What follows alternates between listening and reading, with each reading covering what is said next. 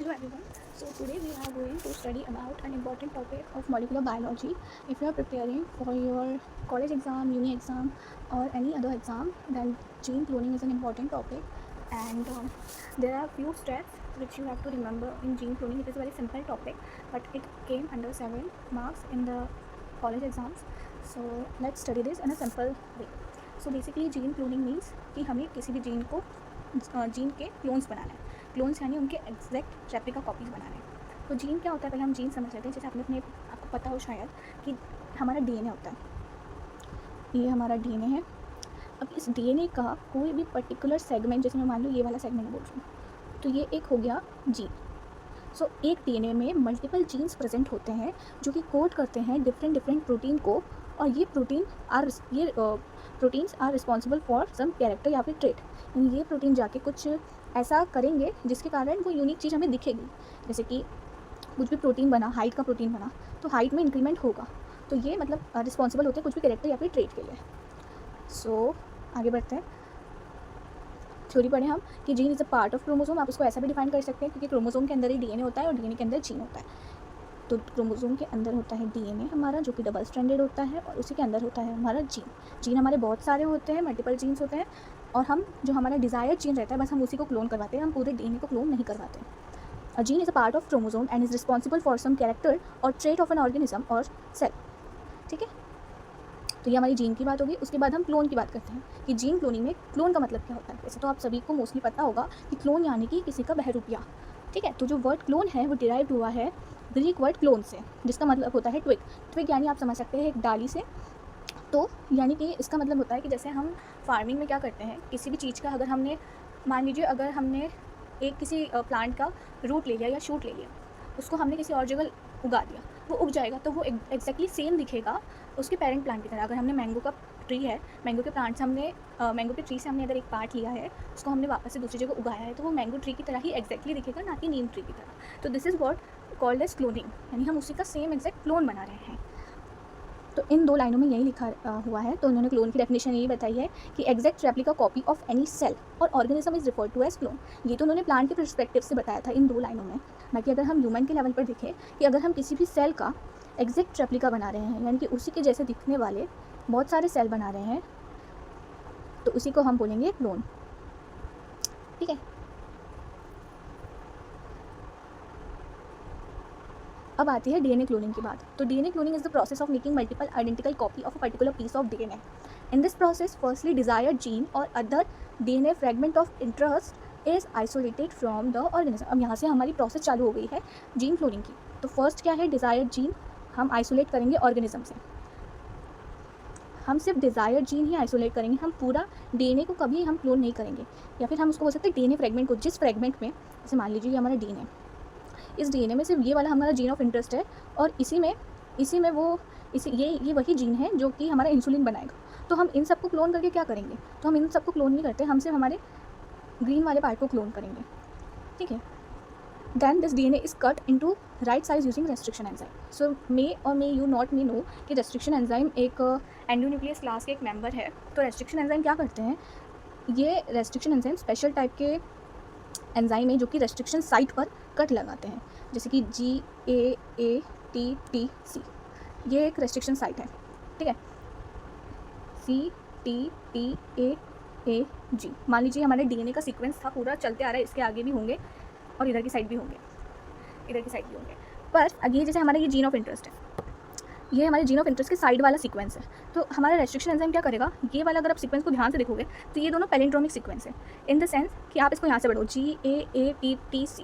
अब आप नीचे वाले स्ट्रैंड को उल्टा पढ़ो GAATTC, यानी ये पैलिंड्रोमिक सीक्वेंस है. यानी कि अगर आप इसको 5 प्राइम टू 3 प्राइम पढ़ोगे, और या तो आप उसको फिर यहाँ से भी आप अगर उसको 5 प्राइम टू 3 प्राइम पढ़ोगे तो वो सेम पढ़ाएंगे.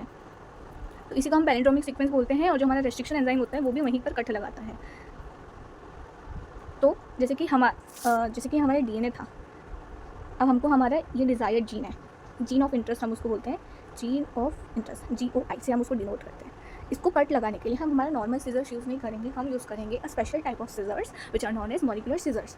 इन्हीं का रेस्ट्रिक्शन एंजाइम का नाम ही है मॉलिकुलर सीजर्स, और ये इंपॉर्टेंट रोल प्ले करते हैं जीन क्लोनिंग. और हमारी पूरी RDT, लाइक हमारी जो पूरी RDT की जो बुक है, जो हमारा जो हमारा एक स्टडी है आरडीटी की, उसमें रेस्ट्रिक्शन एंजाइम बहुत इंपॉर्टेंट रोल प्ले करते हैं। तो वो इसी जगह पर कट लगाएंगे। Okay, the plasmid which is use as vector is also treated using the same restriction enzyme.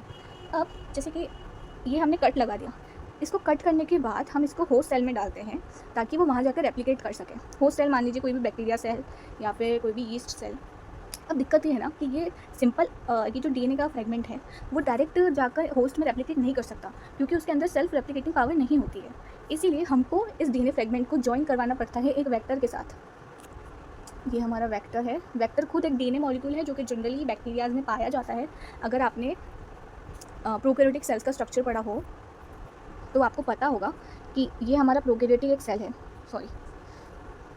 ये हमारा एक प्रोकैरियोटिक सेल है, ये उसका जीनोमिक डीएनए हो गया, और एक और एक्स्ट्रा क्रोमोसोमल डीएनए उसके पास प्रेजेंट होता है, उसको हम बोलते हैं प्लाज्मिड। सो प्लाज्मिड एक्ट करता है वेक्टर की तरह। और भी बहुत सारे चीज़ें होती हैं जो कि वेक्टर की तरह वर्क कर सकती है, जैसे कि bacteriophage, okay, expression vector, BAC, YAC, ये सब भी वेक्टर की तरह वर्क करते हैं। पर अभी हम सिर्फ सिंपली अगर हम स्टार्टिंग में बात करें तो हम प्लाज्मिड लेके चल रहे हैं, क्योंकि वो वेक्टर की तरह यूज़ करता है। और आपने शायद प्रॉपर्टीज़ में पढ़ा भी होगा कि जो प्लाज्मिड होता है वो एक्स्ट्रा क्रोमोसोमल सेल्फ रेप्लिकेटिंग होता है डीएनए, तो इसलिए वो सेल्फ रेप्लिकेटिंग होता है। अगर उस प्लाज्मिड में जाकर अगर ये हमारा प्लाज्मिड था, उसको मैंने सेम रेस्ट्रिक्शन एंजाइम से यहाँ पर कट लगवाया, तो यहाँ से कट लगाया और ये वाला पार्ट मैंने यहाँ से रिमूव कर दिया। उसके बाद जो मेरा जीन ऑफ इंटरेस्ट था उसको मैंने ला के यहाँ पर लगा दिया, और इसको भी मैंने सेम रेस्ट्रिक्शन एंजाइम से काटा था ताकि सेम तरीके के एंड प्रोड्यूस हो सके। अगर हम दो अलग अलग रेस्ट्रिक्शन एंजाइम से इनको काटेंगे तो हो सकता है कि वेक्टर में स्टिकी एंड प्रोड्यूस हो जाए और डीएनए फ्रेगमेंट में हमारे ब्लंट एंड प्रोड्यूस होता है, जिसके कारण इन लोगों का लाइगेशन नहीं हो पाएगा। डीएनए लाइगेज को प्रॉब्लम आएगी इनको लाइगेट करवाने में। इसके बाद ये कंसेप्ट हो गया। उसके बाद the plasmid used which is used as vector is also treated using the same restriction enzyme. मैंने आपको रीजन बता दिया कि क्यों सेम रेस्ट्रिक्शन एंजाइम से हम इन पर ट्रीटमेंट करवाते हैं। कटिंग विद द, यहाँ पर लिखा भी हुआ है, cutting with the same restriction enzyme ensure that the end of vector fragment यानी कि plasmid is compatible with the end of DNA fragment, यानी कि उन दोनों का सेम होना जरूरी है। अगर दोनों अलग हुए तो वो क्लोन नहीं हो पाएंगे, यानी कि एक दूसरे से लाइगेट नहीं हो पाएंगे। नेक्स्ट अगली प्रोसेस क्या है हमारी, the DNA fragment and the vector are mix together and allowed to ligate together. उसके बाद उन दोनों को मिक्स किया जाता है, मिक्स इन द सेंस कि हम उन दोनों को जोड़ेंगे। अब ligation is done with the help of ligase enzyme.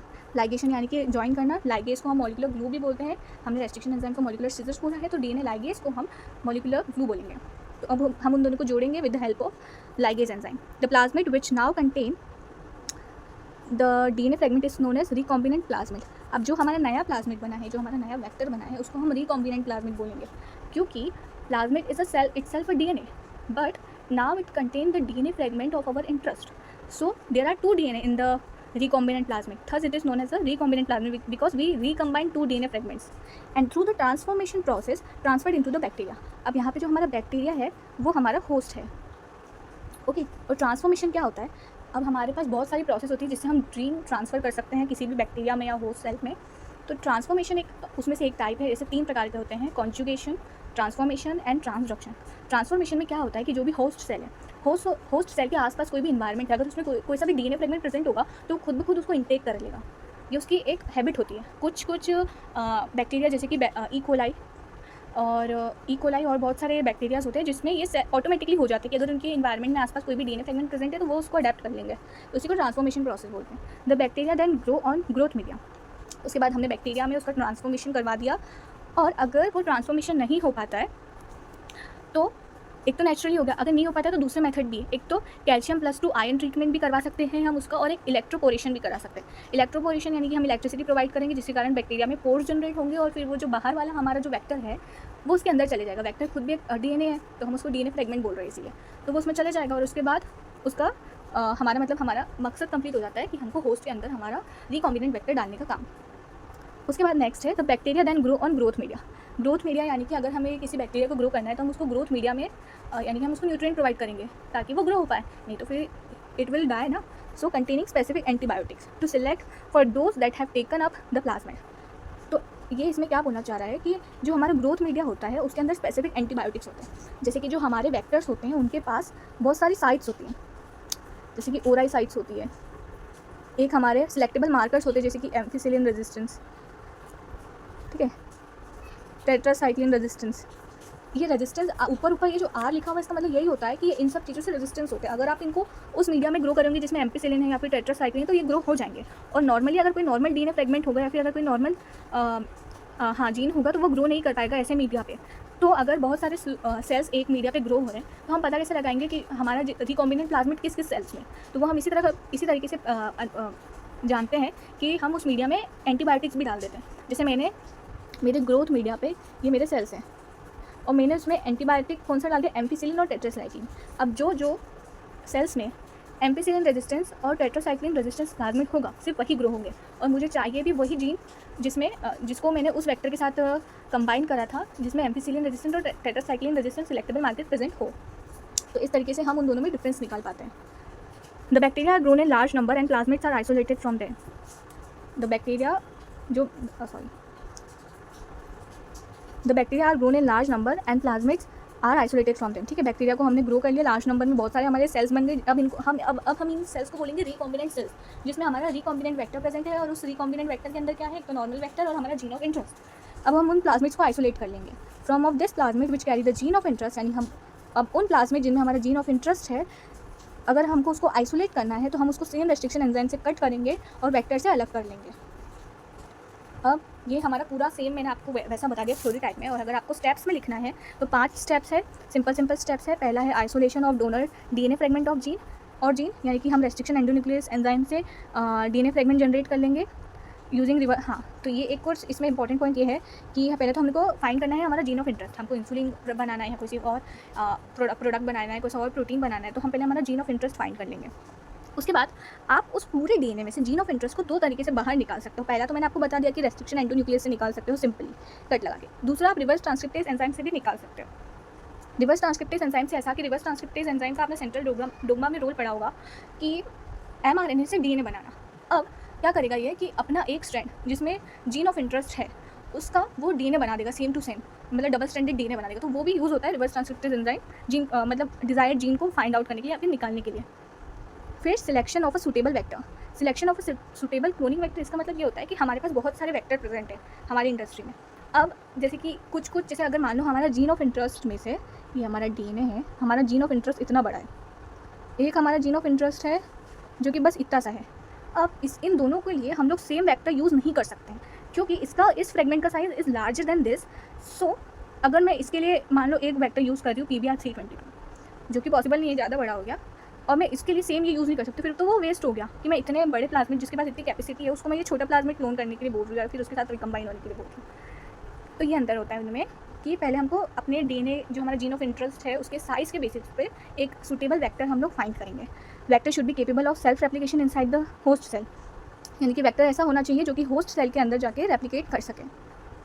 जैसे कि इनमें एग्जांपल बताया उन्हें प्लाज्मिड, बैक और येक का फुल फॉर्म होता है बैक्टीरियल आर्टिफिशियल क्रोमोसोम, येक का है यीस्ट आर्टिफिशियल क्रोमोसोम। ये दोनों हमारे लैब में बने हुए वेक्टर्स हैं और ये दोनों मतलब कॉपी करते हैं क्रोमोसोम की तरह, यानी क्रोमोसोम की तरह ये लोग एक्ट करने की कोशिश करते हैं। लैम्डा बैक्टीरियोफेज एक हमारा वेक्टर है, एक्सप्रेशन वेक्टर मैंने आपको बताया था, ये भी एक वेक्टर है।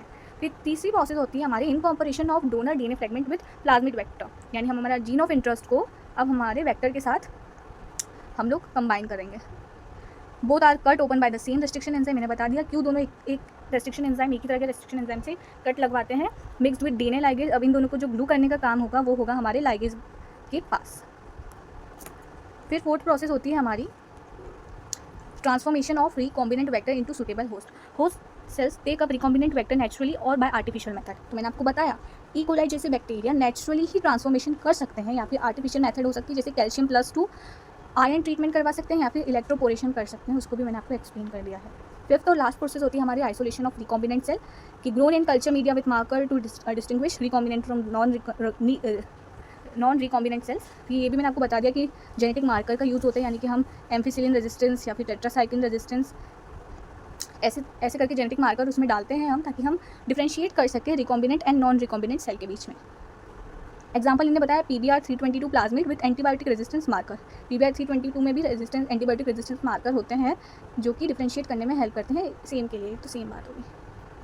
हिस्ट्री में आपको इतने सारे साइंटिस्ट की याद करने की ज़रूरत नहीं है if you are writing for an exam, तो मैं आपको सिर्फ सिंपली बता देती हूँ कि Stanley Cohen and Herbert Boyer का आपको नाम याद रखना है, और 1973 में इन्होंने जीन क्लोनिंग को डिस्कवर किया था।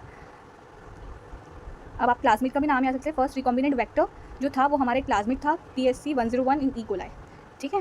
और इसके इतने सारे याद रखने की कोई ज़रूरत नहीं है। उसके बाद last but not the least are the importance of gene cloning. तो कुछ 5-6 इंपॉर्टेंस है।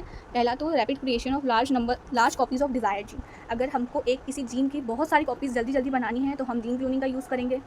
दूसरा है यूज़ इन डीएनए सीक्वेंसिंग। ठीक है, अगर हमको किसी भी डीएनए का सीक्वेंस फाइंड करना है तो उसके लिए यूज़ होता है, उसको स्टडी करना है। प्रोटीन प्रोडक्शन के लिए जीन थेरेपी यानी कि जीन थेरेपी इधर भी लिखा हुआ है तो वो मैं इधर बताती हूँ। है to cure disease by replacing 40 genes. यानी डिसीज़ क्यों होती है? जब हमारे डीएनए में कोई भी म्यूटेशन आ जाए या हमारे जीन में कुछ भी म्यूटेशन आ जाए। अब वो म्यूटेशन किसी भी जीन में आ सकता है या फिर पूरे डीएनए फ्रेगमेंट में आ सकता है। तो क्या हो, अगर वो डिसीज़ को क्योर करना है तो हम वो जो जीन डिसीज़ कर रहा है उसी को निकाल दें। तो फॉल्टी जीन को अगर हम निकाल देंगे तो हमारा जो पूरा सिस्टम है वो सही हो जाएगा, फिर हम डिसीज़ फ्री हो जाएंगे। तो उसी को हम बोलते हैं कि जीन थेरेपी। जीन थेरेपी भी एक बड़ा एक टॉपिक है, उसको भी हम कवर करेंगे।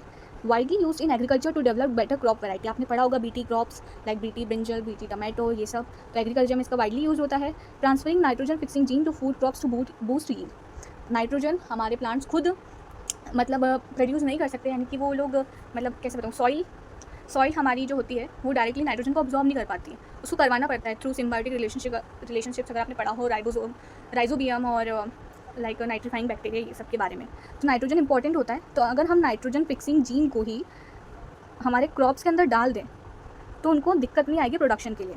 तो ये उसका कंसेप्ट होता है। उसके बाद है फार्मास्यूटिकल्स में कि क्लोन प्लाज्मिड हेल्प करता है हमारे over production of vitamins, hormones and antibiotics. यानी अगर हमारे जो इंपॉर्टेंट विटामिन्स हैं उनके प्रोडक्शन में, हमारे इंपॉर्टेंट हार्मोन्स में और हमारी एंटीबायोटिक्स जो कि हमारी वैक्सीन वगैरह में यूज़ होती है।